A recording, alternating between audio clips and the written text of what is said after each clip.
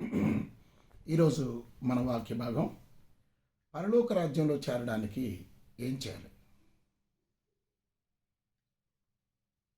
ఈ భాగాన్ని మనం చదువుకుంటే మత్తయి సువార్త 5వ అధ్యాయంలో ఈ మాటలు మనం గమనిస్తాం. మత్తయి సువార్త 5వ అధ్యాయం 20వ వచనం, శాస్త్రుల నీతి కంటేను పరిసయ్యుల నీతి కంటేను మీ నీతి అధికము కాని ఎడల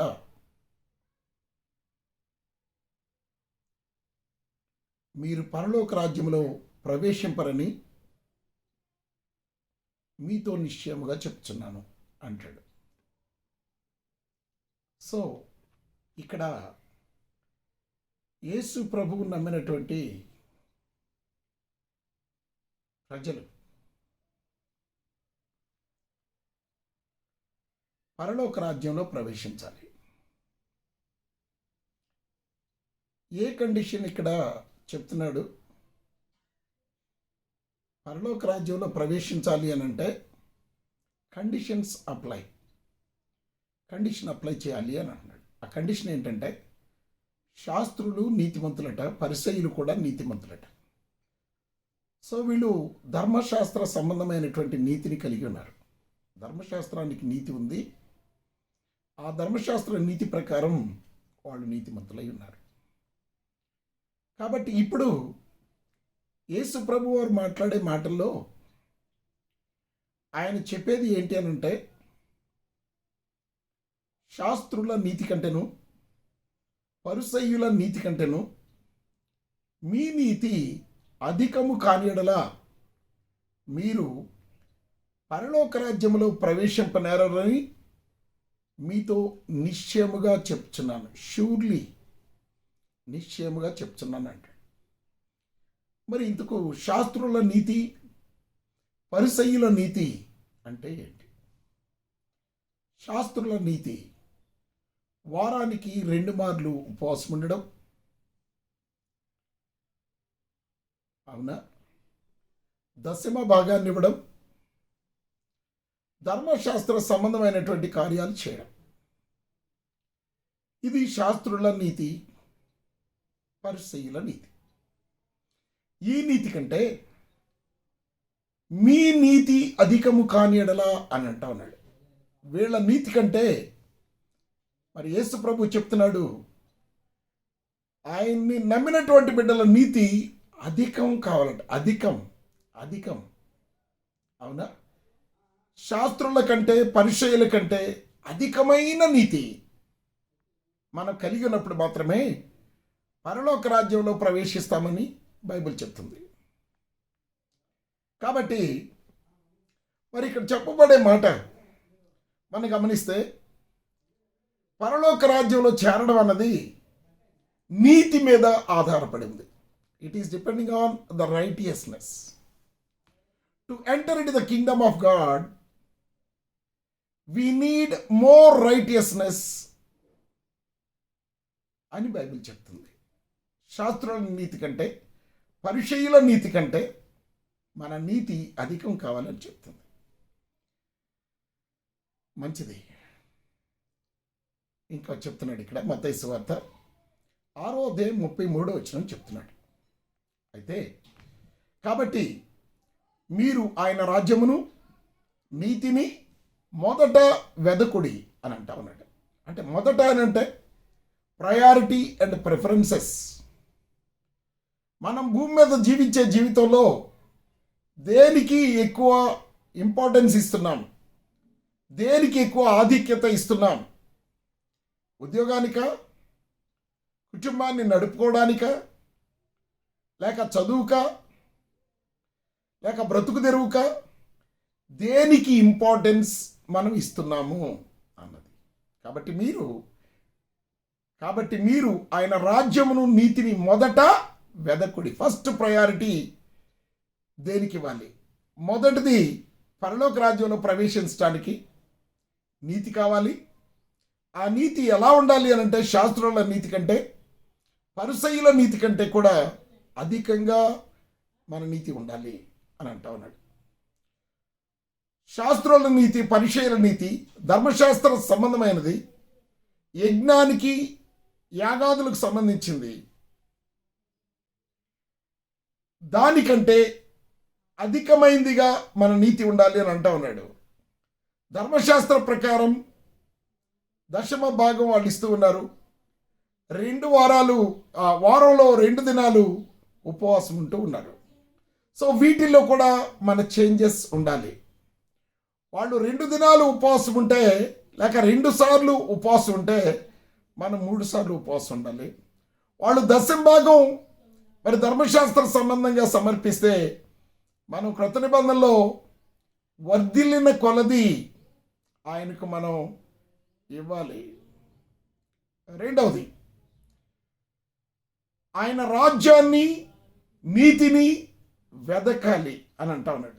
సో ఈరోజు మనం నీతిని గురించి మాట్లాడుకుందాం. ఆయన రాజ్యమును గురించి, నీతిని గురించి వెదకండి అని అంటున్నాడు. ఆయన రాజ్యాన్ని, నీతిని వెదికినప్పుడు కొన్ని గ్రాంట్స్ ఉన్నాయి, కొన్ని మన కొరకు దేవుడు ఇచ్చేవి ఉన్నాయి. అవేంటి అని అంటే, అప్పుడు అవన్నీ అంటే శరీర సంబంధమైన ఉద్యోగం, శరీర సంబంధమైనటువంటి చదువు, శరీర సంబంధమైన ఆహారం, ఈ శరీరంతో ఉన్న మనం నివసించడానికి ఇల్లు, కట్టుకోవడానికి బట్టలు, ఇవన్నీ కూడా మన నీడ్స్, ఈ లోకంలో మనం జీవించడానికి కావాల్సినటువంటి నీడ్స్ అన్నీ కూడా మనకు అనుగ్రహించబడతాయంట. ఎప్పుడు? ఫస్ట్ ప్రయారిటీ నీతిని వెదకినప్పుడు. మన జీవితంలో మనకు కావాల్సింది వెతుక్కోవడం మనం నేర్చుకున్నాం. మనకు కావాల్సింది వెతుక్కోవడంలో మనం నిమగ్నం అయిపోయినాం. మనకు కావలసిన వాటి కొరకు మాత్రమే సమయాన్ని వెచ్చిస్తూ ఉన్నాం, ప్రయాసపడుతూ ఉన్నాం. కానీ ప్రభు అన్నాడు, ఇవన్నీ మీకు అవసరమని నాకు తెలుసు, మీకు ఇవ్వాలని నాకు తెలుసు అని అంటాడు. తెలుసు, కానీ నేను వాటిని మీకు ఇస్తాను అని అంటాడు. అవన్నీ నాకు తెలుసు కాబట్టి నీతిని వెదకాలి అని అంటాడు. నీతిని వెదకాలి. 32వ వచనంలో అక్కడ అంటాడు, ఇవన్నీ మీకు కావాలని. ఏవి? శరీర సంబంధమైన ఉద్యోగం, వ్యాపారం, ఇల్లు, వాకిలి, లేక వెహికల్, లేక చదువు, పెళ్ళిళ్ళు, ఇవన్నీ కూడా శరీర సంబంధమైనవి. ఇవి మనకు కావాలని మన పరలోకపు తండ్రికి తెలియను అని అంట. సో ఇవి తెలుసు కాబట్టి మనం చేయాల్సిన పని ఏంటంటే ఆయన నీతిని వెదకటం. ఆయన నీతిని వెదకటం అంటే ఏంటి? వాట్ ఈస్, ఏంటది? నీతిని వెదకటం అంటే ఏంటి? రోమా పత్రికలో 3వ అధ్యాయం 21 వచనం చదువుకుందాం. ఇట్లుండగా ధర్మశాస్త్రమునకు వేరుగా దేవుని నీతి ప్రత్యక్షమగుచున్నది అని అంటాడు. దేనికి వేరుగా? ధర్మశాస్త్రమునకు వేరుగా దేవుని నీతి ప్రత్యక్షమగుచున్నది. ఎలా ప్రత్యక్షమవుతుంది అంటే, శాస్త్రుల నీతి ధర్మశాస్త్ర సంబంధమైన నీతి, కానీ దేవుని నీతి ధర్మశాస్త్రానికి వేరుగా.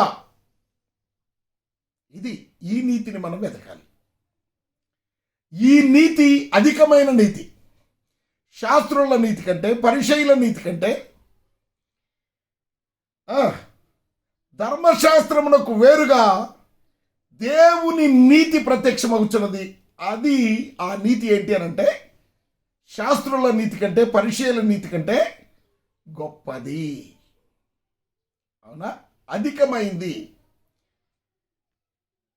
అయితే అది ప్రత్యక్షమవుతుందని ఎవరెవరు చెప్తున్నారట? దానికి ధర్మశాస్త్రమును, ప్రవక్తలను సాక్ష్యం ఇచ్చుచున్నారు. ఆ నీతి బయలుపడుతుంది, ప్రత్యక్షమవుతుందని. ధర్మశాస్త్రానికి వేరుగా, అపార్ట్ ఫ్రమ్ ద లా, దేవుని నీతి ప్రత్యక్షపరచబడుతుందని, ప్రత్యక్షమగుచున్నదని ధర్మశాస్త్రము, ప్రవక్తలు సాక్ష్యం ఇస్తున్నారట. కాబట్టి ఈ ప్రత్యక్షపరచబడే దేవుని నీతి శాస్త్రుల నీతి కంటే, పరిసయ్యుల నీతి కంటే అధికమైంది. అయితే ఇప్పుడు క్రైస్తవ లోకం లేక ప్రభువుని దగ్గరకు వచ్చేటువంటి బిడ్డలు ఈ నీతిలోకి రావాలి. ఏ నీతిలోకి? శాస్త్రుల ధర్మశాస్త్ర సంబంధమైన నీతిలోకి వెళ్లకుండా ఆ నీతి దేవుని రాజ్యానికి ప్రవేశించదు. ఆ నీతిని పొందుకున్న మనం దేవుని రాజ్యంలో ప్రవేశించడం కష్టం. దేవుని రాజ్యంలో ప్రవేశించాలంటే ఆ నీతి కంటే అధికమైన నీతి ఉండాలి. ఆ అధికమైన నీతి ఎక్కడ ఉంది అని అంటే అది ధర్మశాస్త్రమునకు వేరుగా ఉంది. అదేంటి అని అంటే దేవుని నీతి. దేవుని నీతి ప్రత్యక్షపరచబడుతుందట. దేవుని నీతి ఏంటి? What is the righteousness of God? దేవుని నీతి అంటే ఏంటి? 22వ వచనం, రోమా పత్రిక 3వ అధ్యాయం 22వ వచనం. అది ఏంటి? దేవుని నీతి యేసుక్రీస్తునందలి విశ్వాసమూలమైనదై అని అంటాడు. యేసుక్రీస్తునందలి విశ్వాసమూలమైనదై నమ్మువారందరికీ కలుగు దేవుని నీతి అయి ఉన్నది అని అంటాడు. ఏంటంట? శాస్త్రుల నీతి కంటే, పరిచయుల నీతి కంటే అధికమైన నీతి ఏంటంట? యేసుక్రీస్తునందలి విశ్వాసం అంట. ఏంటి? దేవుని నీతి యేసుక్రీస్తు ప్రభువారు. సింపుల్గా చెప్పాలి అని అంటే righteousness of God is Jesus Christ. యేసుక్రీస్తే దేవుని నీతి అయినాడు. ఆయన్ని ఎవరైతే విశ్వసిస్తారో, నమ్ముతారో, ఆ నమ్మే వాళ్ళకి, విశ్వసించే వాళ్ళందరికీ కూడా అది దేవుని నీతిగా ఎంచబడుతుంది. దేవుని నీతి అయి ఉన్నది. కాబట్టి యేసు ప్రభువుని నమ్మిన వాళ్ళు మాత్రమే శాస్త్రుల నీతి కంటే, పరిచయుల నీతి కంటే అధికమైన నీతి గలవారు అని బైబిల్ చెప్తుంది. యేసుక్రీస్తు ప్రభువారిని నమ్మిన వాళ్ళ నీతి. యేసు ప్రభువు నమ్మడం అంటే ఏంటంట? దేవుని నీతి, రైటియస్నెస్ ఆఫ్ గాడ్, దేవుని నీతి. ఈ నీతిని మనం పొందుకుంటే పరలోక రాజ్యంలో ప్రవేశిస్తామని బైబిల్ చెప్తుంది. యేసు ప్రభువుని నమ్మితే మనం దేవుని నీతిగా మార్చబడతాం. దేవుని నీతిగా మార్చబడతాం. దేవుని కోరిక అదే. ఈ లోకంలో ఉన్నటువంటి మరి ఇశ్రాయేలీలు, యూదా ప్రజలు, దేవుని బిడ్డలు అనబడేవారు, వారికి అపార్ట్ ఫ్రమ్ దెమ్, వారితో పాటు అన్యులు ఉన్నారు. అన్యజనులు అంటే ఇశ్రాయేలు ప్రజలు, యాకోబు సంతానం కాని వారు అన్య ప్రజలు ఉన్నారు. ఆ అన్య ప్రజలు దేవుని నీతిని పొందుకోవాలి అని అంటే యేసు ప్రభువుని నమ్మాలి. యేసు ప్రభువుని నమ్మడం ద్వారా దేవుని నీతిగా మార్చబడతారు. వీళ్ళు మాత్రం పరలోక రాజ్యానికి వెళ్తారు. రోమా పత్రిక 10వ అధ్యాయం 3-4 వచనాలు. ఏలయనగా వారు దేవుని నీతిని ఎరుగక. ఎవరు వాళ్ళంటే ఇక్కడ ఇశ్రాయేలీయ ప్రజలు, ఇశ్రాయేలీయులు. రోమా పత్రిక 10:3-4 వచనాల్లో ఏలయనగా వారు దేవుని నీతి ఎరుగక అని అంటాడు. దేవుని నీతి ఎరుగక. ఎవరు ఎరగడం లేదు? ఇశ్రాయేలు ప్రజలు దేవుని నీతిని ఎరుగక అని అంటున్నారు. అంటే ఎవరిని తెలుసుకోలేకపోతున్నారు? యేసుక్రీస్తుని తెలుసుకోలేకపోతున్నారు. యేసుక్రీస్తు దేవుని నీతి అని దేవుడే చెప్తూ ఉంటే ఆ యేసుక్రీస్తుని తెలియక శాస్త్రుల, పరిచయుల నీతిలో ఉండిపోయారు ఇశ్రాయేలు ప్రజలు. అవునా? ఇంకేమన్నాడు? ఏలయనగా ఇశ్రాయేలీయులు దేవుని నీతిని ఎరుగక, అంటే క్రీస్తుని ఎరుగక, తమ స్వనీతిని స్థాపింపబూనుకొనుచు. What they want to establish? They want to establish their self-righteousness. వాళ్ళ సొంత నీతిని ఎస్టాబ్లిష్ చేయాలని అనుకుంటున్నారట. వాళ్ళ సొంత నీతిని స్థాపించాలి అని ఆశపడుతూ ఉన్నారు. స్థాపింపబూనుకొనుచు దేవుని నీతికి లోబడలేదట. దేనికి లోబడలేదు? దేవుని నీతికి లోబడలేదు. ఇక్కడ దేవుని నీతి అంటే ఏమని చెప్పుకున్నావు? యేసుక్రీస్తునందు విశ్వాసం ఉంచడం. యేసుక్రీస్తు నందు విశ్వాసం ఉంచే పని వాళ్ళు చేయలేదు. దేవునికి లోబడ్డం అంటే ఏంటి? దేవుని నీతికి లోబడ్డం అంటే యేసుక్రీస్తుకి లోబడకపోవడం. వాళ్ళు యేసుక్రీస్తుకు లోబడ్డం లేదు అని అంటే దేవుని నీతికి లోబడలేదు అని అంటాడు. లోబడలేదు. విశ్వసించు ప్రతివానికి నీతి కలుగుటకై క్రీస్తు ధర్మశాస్త్రమునకు సమాప్తి అయి ఉన్నాడు అని అంటాడు. ఎవరైతే యేసు ప్రభువుని విశ్వసిస్తారో వాళ్ళకి నీతి కలగడానికి యేసు ప్రభువే ధర్మశాస్త్రానికి సమాప్తి అయి ఉన్నాడట. ధర్మశాస్త్రాన్ని ఆయన నెరవేర్చి ప్రక్కన పెట్టేస్తాడు దాన్ని. కాబట్టి ధర్మశాస్త్రాన్ని నెరవేర్చాల్సినటువంటి బాధ్యత, పని క్రీస్తు నమ్మిన వారి మీద లేదు, కానీ క్రీస్తునందు విశ్వాసం ఉంచి నీతిమంతులుగా జీవించడం. అయితే సువార్తలో చెప్తాడు, కుమారునికి విధేయుడు కానివాడు జీవము చూడడు గాని అని అంటాడు. యేసు ప్రభువుకి ఎవరైతే ఆయన శిలువను నమ్మకుండా, ఆయన రక్షణ కార్యాన్ని నమ్మకుండా, ఆయన శిలువకు వ్యతిరేకంగా, ఆయన శిలువలో సిద్ధపరిచినటువంటి రక్షణకు వ్యతిరేకంగా ఏం చేస్తాడట? విధేయత చూపలేదట. కుమారునికి విధేయుడు కానివాడు జీవము చూడడు, జీవాన్ని చూడడు, కానీ దేవుని ఉగ్రత వారి మీద నిలిచిండను. దేవుని నీతిని ఎవరైతే దేవుని నీతి కంటే యేసుక్రీస్తుకు లోబడరో వారి మీద ఉగ్రత ఉందంట, దేవుని ఉగ్రత. రోమా పత్రిక 10వ అధ్యాయం 10వ వచనం చదువుకుందాం. ఏలయనగా నీతి కలుగునట్లు మనుష్యుడు హృదయంలో విశ్వసించును. ఏం విశ్వసించాలి? నీతి ఎలా కలుగుతుంది? ఇప్పుడే చెప్పుకున్నాం నీతి ఎలా కలుగుతుందో. ఏలయనగా నీతి కలుగునట్లు మనుష్యుడు హృదయంలో విశ్వసించును. ఏం విశ్వసిస్తాడు?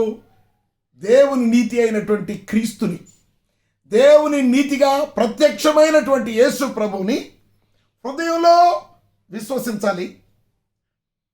రక్షణ కలుగునట్లు నోటితో ఒప్పుకోవాలి. ఏం ఒప్పుకోవాలి? యేసుక్రీస్తుని ఒప్పుకోవాలి. యేసుక్రీస్తు శిలువలో పాపముల కొరకు, శాపముల కొరకు ప్రాయశ్చిత్తము చేసి మనుష్యులకు రక్షణ సిద్ధపరిచాడు. ఆ విషయాన్ని నోటితో ఒప్పుకోవాలి. యేసు ప్రభు అని మనం ఒప్పుకోవాలి. రక్షణ కలుగునట్లు యేసుక్రీస్తుని మనం నోటితో ఒప్పుకోవాలని చెప్తుంది. అప్పుడు మనకు రక్షణ కలుగుతుందట. దేని నుంచి రక్షణ? ఈ లోక మాలిన్యం నుంచి, ఈ లోక పాపంలో చనిపోయి నరకానికి వెళ్ళిపోయేటువంటి పరిస్థితి నుంచి మనకు రక్షణ కలుగుతుంది అని చెప్తున్నాడు. ఆ మాట పౌలు చెప్తున్నాడు అన్నమాట. సరే, పౌలు ఏమన్నాడు చూద్దాం. ఫిలిప్పీలకు రాసిన పత్రిక అపోస్తలుడైన పౌలు గారు ఇక్కడ మాట్లాడుతున్నాడు. 3వ అధ్యాయం 9వ వచనం. క్రీస్తును సంపాదించుకొని ధర్మశాస్త్ర మూలమునైన నా నీతి కాక, ధర్మశాస్త్రంలో ఎంతో నీతి ఉందని చెప్పి దేవుని నీతికి నేను లోబడక, దేవుని నీతిని పొందుకున్నటువంటి వారిని హింసించి, కొట్టించి, చెరసాల్లో వేయించి వారి చావుకి కారణమైనటువంటి నేను అది దేవుని నీతి అని అనుకుని ఆ ధర్మశాస్త్రమైనటువంటి నీతిని నేను పాటించాను. కానీ ఇప్పుడు ఏం చేశాను? క్రీస్తుకి లోబడి ఆయన నీతిని పొందుకొని క్రీస్తును సంపాదించుకున్నాడట. క్రీస్తుని సంపాదించుకున్నాడట. ఆ మాట చెప్తున్నాడు ఇక్కడ. సాధారణంగా మనం ఏం సంపాదించుకుంటాం? డబ్బులు, ఆస్తి, ఉద్యోగం, ఇల్లు, కారు. ఈ లోకంలోవే సంపాదన అంటే అదే మనకి తెలుస్తుంది, కానీ పరసంబంధమైన సంపాదన ఏంటో మనకు తెలియదు. దాన్ని అపోస్తలుడైన పౌలు చెప్తున్నాడు, నేను క్రీస్తును సంపాదించుకున్నాను అని అంటా ఉన్నాడు. నా ఈలోక సంపాదన నేను పెంటతో సమానంగా ఎంచుకున్నాను అని అపోస్తలుడైన పౌలు చెప్తున్నాడు. నేను క్రీస్తును సంపాదించుకొని ధర్మశాస్త్ర మూలమైన నా నీతి కాక, అంటే ధర్మశాస్త్ర మూలమైన నీతిలో యేసు ప్రభు తనను దర్శించక ముందు ధర్మశాస్త్ర నీతిలో ఉండి శాస్త్రుల పరిచయలాగా చేస్తూ ఉన్నాడు. కానీ ఆ నీతిని పక్కన పెట్టి ఇప్పుడు ఏం చేస్తున్నాడు? క్రీస్తునందలి విశ్వాసము వలనైన నీతి, అంటే క్రీస్తుని నమ్మడం వల్ల, అనగా క్రీస్తును విశ్వసించుటను బట్టి దేవుడు అనుగ్రహించు నీతి గలవాడనై ఆయన యందు అగపడు నిమిత్తము. ఎలా దేవునికి నీతిమంతుడిగా కనపడాలి అని అంటే యేసుక్రీస్తు ప్రభువారిని రక్షకునిగా, నీ పాపములకు ప్రాయశ్చిత్తం చేయడానికి వచ్చిన ప్రభువుగా నువ్వు ఆయన్ని నమ్మాలి. అప్పుడు దేవుని యందు నీతిగా నువ్వు కనపడతావు. దేవునికి స్తోత్రం కలుగునుగాక. అయితే ఇక్కడ ఏం చెప్తున్నాడు తెలుసా? రోమపత్రిక 10వ అధ్యాయం 21 వచనం, నన్ను వెదకని వారికి నేను దొరికి తిరిగి అని అంటాడు యేసు ప్రభువారు. వెదకని జనానికి దొరుకుతా ఉన్నాడట. కానీ మనకు మత్తయి సువార్తలో చెప్పబడ్డ మాట ఏంటి? నా నీతిని మొదట వెదకండి అని. కానీ ఇక్కడ చెప్తున్నాడు రోమా 10:21లో, నన్ను వెదకని వారికి నేను దొరికి తిని అని అంటాడు. ఆయన నిన్ను వెదకలేదు, కానీ ఆయనే వచ్చి నిన్ను పరిచయం చేసుకుంటే, ఆయన సువార్త ప్రకటించే వాళ్ళు వచ్చి నీ దగ్గరికి వచ్చి చెప్తూ ఉంటే, ఆయన్ని నిన్ను వాక్యం ద్వారా, క్రియల ద్వారా, స్వస్థతల ద్వారా, అద్భుతాల ద్వారా ప్రత్యక్షపరుస్తూ ఉంటే, ఆయన దగ్గరికి వచ్చి నిన్ను కనుగొన్నా కూడా నువ్వు ఆయన్ని పొందుకోలేకపోతున్నావు. ఎందుకు వచ్చాడంట? లూకా సువార్త 19వ అధ్యాయం 10వ వచనం చెప్తున్నాడు ఇక్కడ. ఇక ఆ భాగాన్ని మనం తర్వాత చూద్దాం. నేను ఒక భాగాన్ని చదువుతాను. లూకా సువార్త 19వ అధ్యాయం 4వ వచనం చదువుతాను. ఇక్కడ ఒక అద్భుతమైన వ్యక్తి ఉంటాడు. ఆ వ్యక్తి పేరు జక్కయ్య. ఏం పేరు ఆ వ్యక్తి పేరు? జక్కయ్య. జక్కయ్య మనకు చాలాసార్లు విన్న పరిచయమైనటువంటి వ్యక్తి బైబిల్ గ్రంథంలో. ఆయన పన్ను వసూలు చేసేవాడు, ట్యాక్స్ కలెక్టర్. పన్ను వసూలు చేసేవాళ్ళని గురించి డిస్క్రిప్షన్ అంతగా మరి మనం ఇవ్వాల్సిన పని లేదు, కానీ ఆయన ఒక అద్భుతమైన వ్యక్తి. ఎందుకంటే బైబిల్ చెప్తుంది ఆయన పాపి అయిన మనుష్యుడు అని బైబిల్ చెప్తుంది. ఆయన ఎవరంట? పాపి అయిన మనుష్యుడని ప్రజలు చెప్తున్నారు. ఆ మాట మనం గమనిద్దాం. ఆయన పాపి అయిన మనుష్యుడని ప్రజలు చెప్తున్నారు.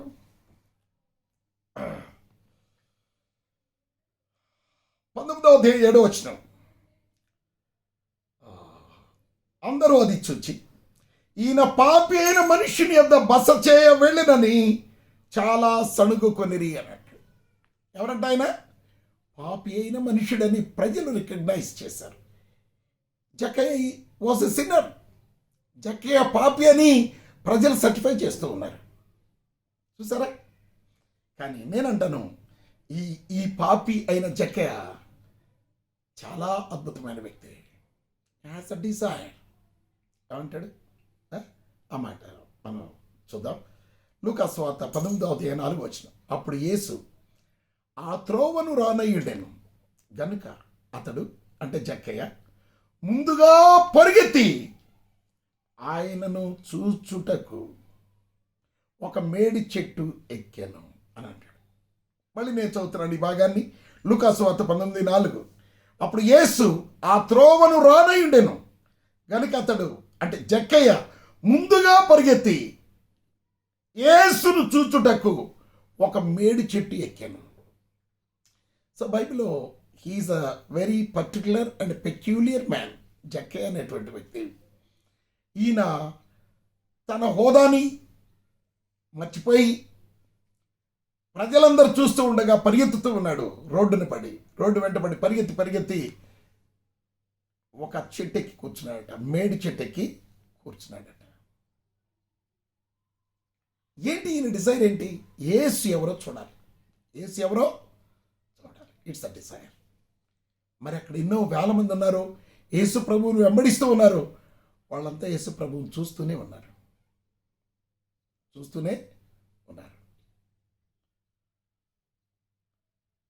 కానీ ఒక వ్యక్తి, జక్కే అనే వ్యక్తి, యేసు ప్రభువును చూడడానికి పరిగెత్తుతున్నాడు. He had the desire in his heart. ప్రజలు చాలామంది ఉన్నారు, ఈసారి ఎప్పుడన్నా చూద్దాంలే అనుకోలేదండి. ఏమనుకున్నాడు? ఏది ఏమైనా నేను యేసు అనే వ్యక్తిని చూడాలి. ఆయన ఎలా ఉంటాడో, ఆయన్ని రికగ్నైజ్ చేయడం ఎలాగో నేను ఆయన చూడాలి. I want to seek him, I want to find him. ఆయన్ని నేను కనుగొనాలి, ఆయన చూడాలి. ఆయన గురించి విన్నాను, చుట్టుప్రక్కల ఉన్నవారు ఆయన గురించి విన్నారు, ఆయన గురించి చూస్తూ ఉన్నారు. కానీ వాళ్ళ హృదయాల్లో తీక్షణమైనటువంటి కోరిక లేదు. అదేంటి? జక్కయ్యకు కలిగినటువంటి తీక్షణమైన కోరిక, నేను ప్రభువుని చూడాలి, యేసు ప్రభువుని చూడాలి అన్నటువంటి కోరిక. కాబట్టి మేడు చెట్టు ఎక్కి కూర్చున్నాడట. లూకాసు వార్త 19:5 చదువుతున్నాను. యేసు ఆ చోటికి వచ్చినప్పుడు కన్నులెత్తి చూచి అని అంటాను. అక్కడ దాకా కన్నులు ఎత్తలేదు యేసు ప్రభు. దాన్ని అలా చూస్తూ వెళ్ళిపోతున్నాడు. కానీ ఆ ప్రదేశానికి వచ్చి యేసు ప్రభు ఒకసారి ఆగిపోయాడు. ఏం చేశాడు యేసు ప్రభు వారు? ఆగిపోయి తల పైకెత్తి, కళ్ళు ఇట్లా పైకెత్తి చూశాడంట.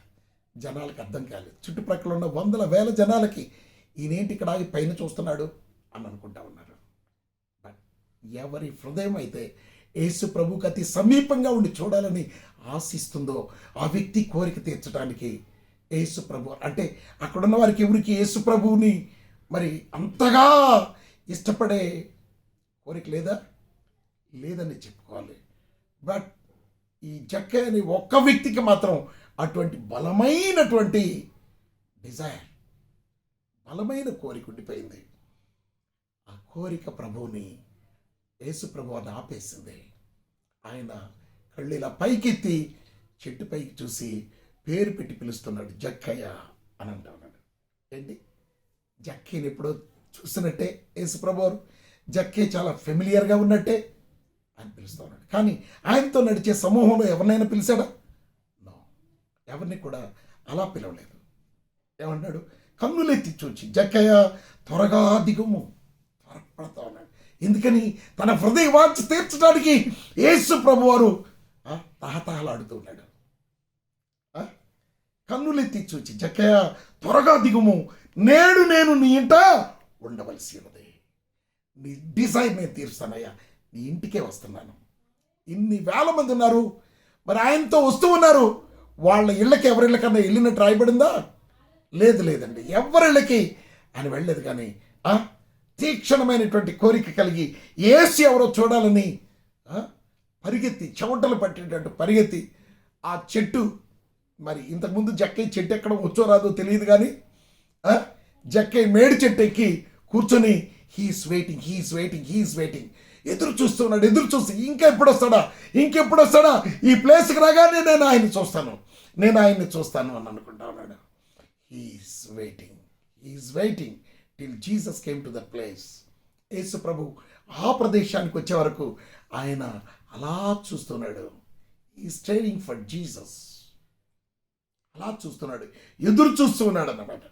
అప్పుడు యేసు ప్రభు వారు చాలా అద్భుతంగా మాట్లాడారు. జక్కయ్య త్వరగా దిగు, నీ కోరిక నేను నెరవేరుస్తాను, త్వరగా దిగుము, నేడు నేను నీ ఇంట ఉండవలసి ఉన్నది. ఎందుకు ఉండవలసి ఉన్నదని అతనితో చెప్పగా, ఎందుకు ఆయన ఇంట్లో ఉండాలంట? ఆయన చూడాలనుకున్నటువంటి ఆ కోరిక కలిగిన వ్యక్తిని దేవుడు ఏం చేయాలని అనుకుంటున్నాడు? రక్షించాలి అని అనుకుంటా ఉన్నాడు. He wants to save Jacka's life. పాపి అయి నిత్య నరకానికి వెళ్ళేటువంటి జక్కయ్యని నరకాగ్ని నుండి తప్పించడానికి యేసు ప్రభు ఏమంటున్నాడు? నేను నీ ఇంటికి వస్తాను, నన్ను తీసుకువెళ్ళు అని అంటా ఉన్నాడు. నేను నీ ఇంట ఉండవలసి ఉన్నది. ఎందుకనంటే నేను నీకు ఒక అద్భుతమైనటువంటి జీవితాన్ని ఇవ్వబోతూ ఉన్నాను. So it is immediate action. ఈ తీక్షణమైన కోరిక నీకు కలిగి ఉంటే ఆయన్ని నువ్వు వెతికితే, యేసు ప్రభుని వెతుక్కుంటూ వచ్చాడు, ఆయన్ని వెతికి చూడడం జరిగింది. అతడు త్వరగా దిగి ఎలా దిగాడట? త్వరగా దిగాడట. ఎన్ని వేల మందిలో ఎవరికి ఆధిక్యత దక్కలేదు, నాకు మాత్రమే దక్కింది.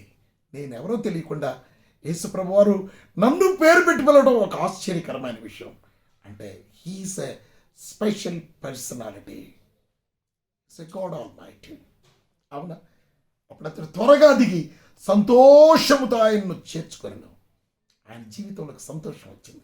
కానీ నేటి దినాల్లో ఎంతోమంది యేసు ప్రభువుని చేర్చుకున్నారు, వాళ్ళ జీవితాల్లో బాధ ఎప్పుడు, సంతోషంగా కనపడలేరు. సంతోషం ఎప్పుడు వస్తుంది ఒక వ్యక్తి హృదయంలో సంతోషం ఎప్పుడు వస్తుంది? అతని మీద ఉన్న బరువులన్నీ కూడా వెళ్ళిపోయినప్పుడు, అతనిలో ఉన్న పాపం పటాపంచలైపోయినప్పుడు. అప్పుడు ఒక మాట అంటాడు. 6వ వచనం మనం చదువుకున్నాం కదా. అండ్ ఎంత అద్భుతమో తెలుసా ఈ మాట. ఆయన చూడాలనుకున్న వ్యక్తి ఇంటికి వస్తానంటే ఎలా ఉంటుంది? ఆ సంబరం ఎంత అద్భుతంగా ఉంటుందో, ఆ సంబరం అంబరాన్ని అంటేటువంటి సంబరం లాగా ఉంటుంది అన్నమాట. చూడ్డానికే అవకాశం దొరికినటువంటి ఒక వ్యక్తి ఇంటికే వస్తానంటే ఆ సంతోషం పట్టజాలన్నంత సంతోషం, చెప్పలేనంత సంతోషం. ఆయన ఇంటికి వచ్చాడు, త్వరగా దిగి సంతోషముతో ఆయనను చేర్చుకొని. ఈరోజు ప్రభువుని నువ్వు సంతోషంగా చేర్చుకోవడానికి ఇష్టపడుతున్నావా? ఆయనలో నీకు సంతోషం కనపడుతుందా? ఆయన నీ ఇంటికి వస్తున్నాడు, నీ ఒంట్లోకి వస్తున్నాడు, నీ హృదయంలోకి వస్తున్నాడు అన్న సంతోషం నీకుందా? సంతోషం నీకుందా? సంతోషం ఉంటే కనపడాలి కదా. దేవునికి స్తోత్రం కలుగునిగా. ఆయన్ని చేర్చుకున్నాడట, ఆయన్ని చేర్చుకున్నాడు, ఇంట్లో చేర్చుకున్నాడు. 19:9 చదువుకుందాం ఇప్పుడు. ఇతడును అబ్రహాము కుమారుడే, ఎందుకనగా నేడు ఈ ఇంటికి రక్షణ వచ్చి ఉన్నది అని అన్నాడు. అబ్బా, ఎంత ఆశ్చర్యకరమైన విషయం.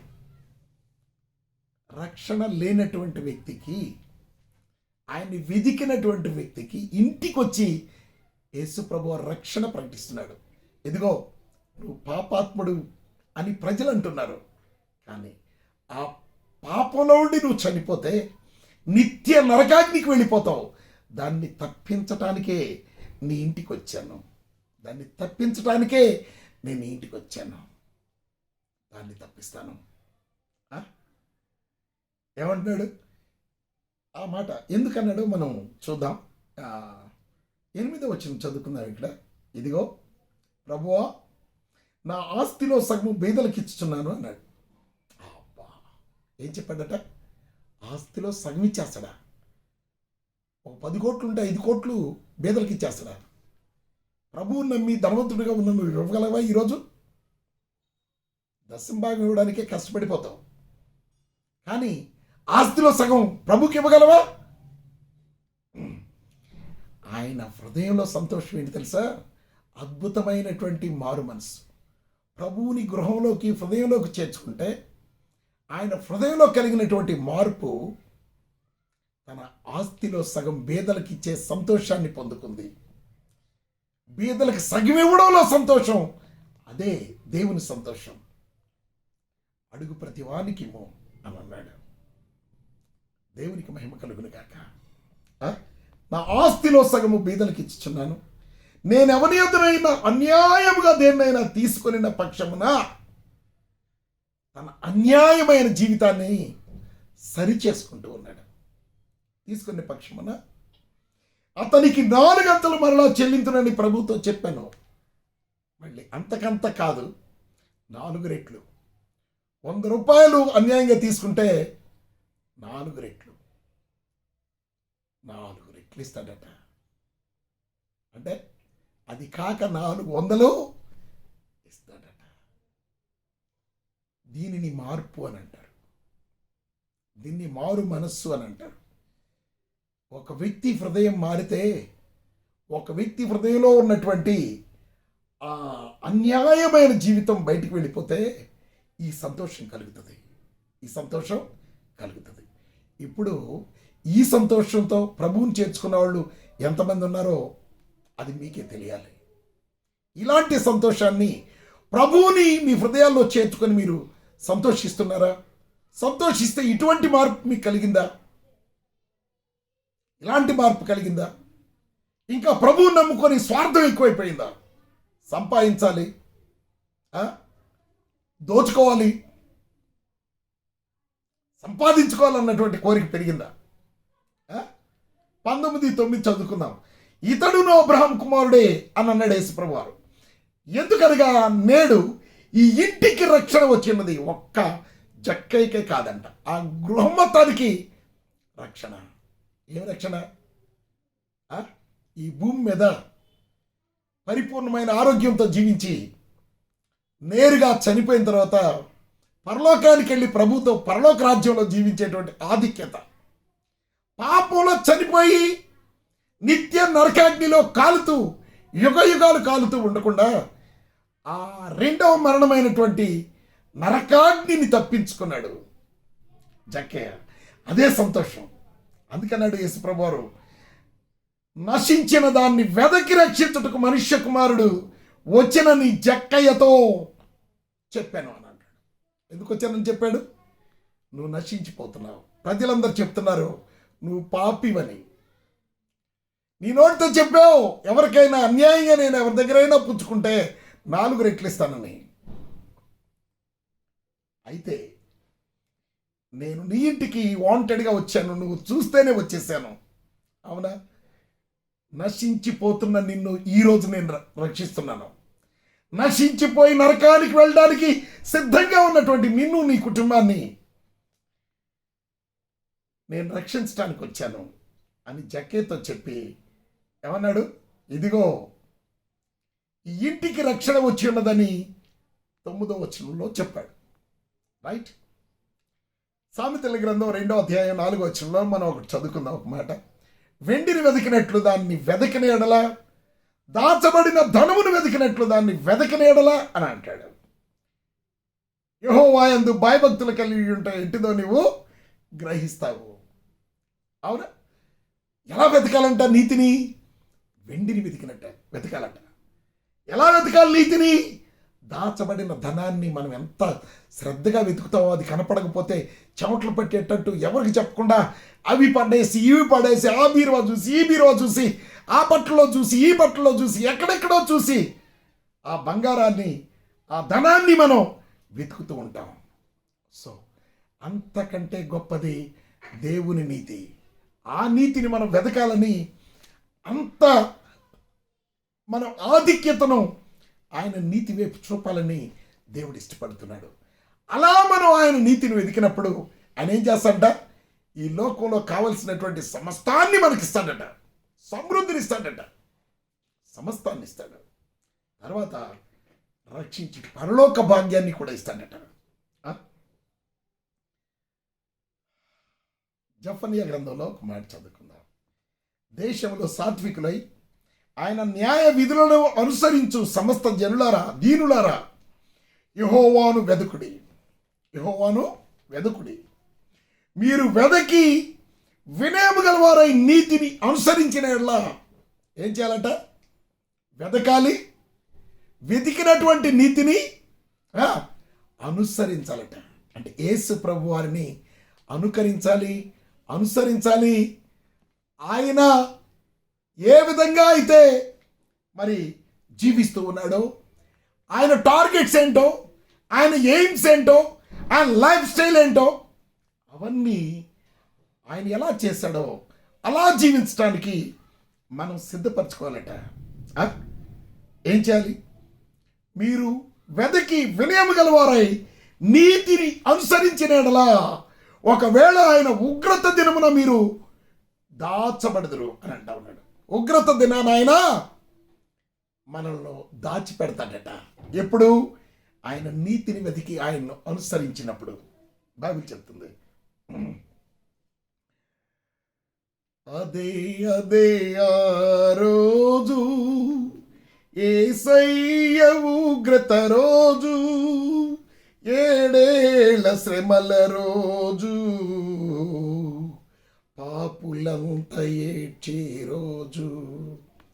ఏడ్చే రోజుని తప్పిస్తాడు.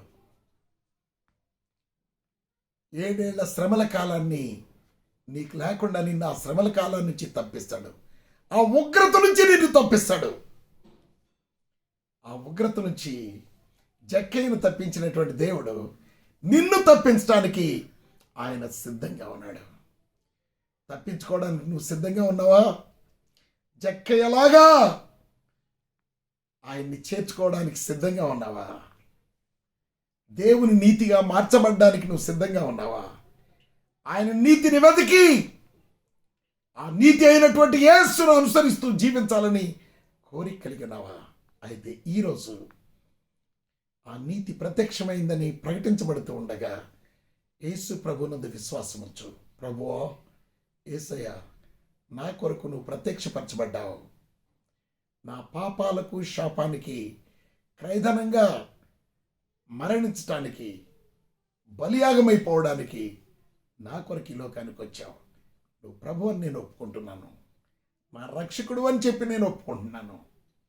నాతో నా ప్రతి పాపాన్ని కడిగి పరిశుద్ధపరిచి నీతిమంతునిగా చేయి తండ్రి అని ఒక చిన్న ప్రార్థన చేస్తే ప్రభు నిన్ను రక్షించి ఈ లోకంలో మరి తన దూతలకు ఆజ్ఞాపించి మీ పాదాలకు రాయి తగలకుండా చేతుల మీద ఎత్తి పట్టుకునే విధంగా చేసి పరలోక రాజ్యానికి మిమ్మల్ని సిద్ధపరుస్తాడు.